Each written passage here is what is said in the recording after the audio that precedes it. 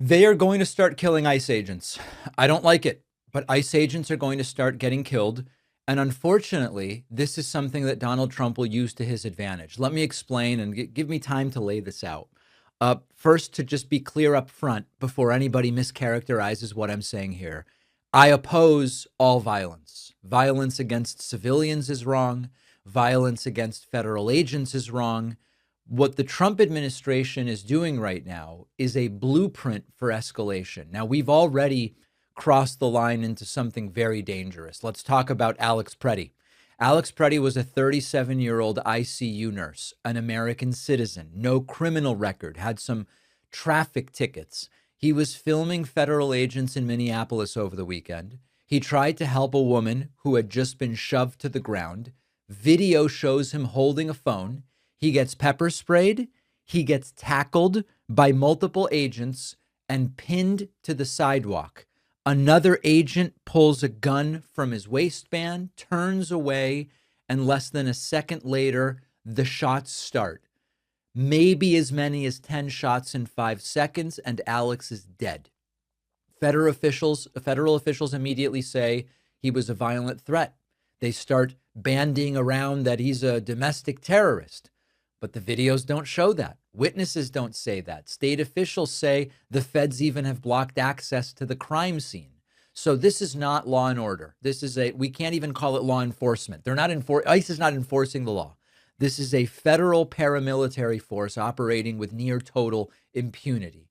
And the part that a lot of people don't want to say out loud, because if you say it the wrong way, it sounds like you're advocating violence, which of course I'm not, is that when the state starts killing people in the streets with no consequences, it's inevitable that there's going to be escalation. Not because violence is justified, it's not, but because human behavior is predictable. You teach a society that violence is the language through your actions. Someone eventually is going to respond in that language. And if this continues, the retaliation against agents is going to happen. And one or more agents is going to be killed. Not because it's right, not because that's how we fix things. We won't, and I'll get to that in a moment, but because this is how systems break. Now, the darker part is the following. Authoritarians want escalation. Chaos is useful to them. Chaos lets them say, we need more force. We need troops. We need emergency powers. We need to suspend normal rules. Maybe elections are too dangerous. Maybe the country is too unstable to vote in November and take Republicans out of power in the House of Representatives. Wouldn't that be nice for Donald Trump? So let's get something very straight. I want to speak as clearly as possible.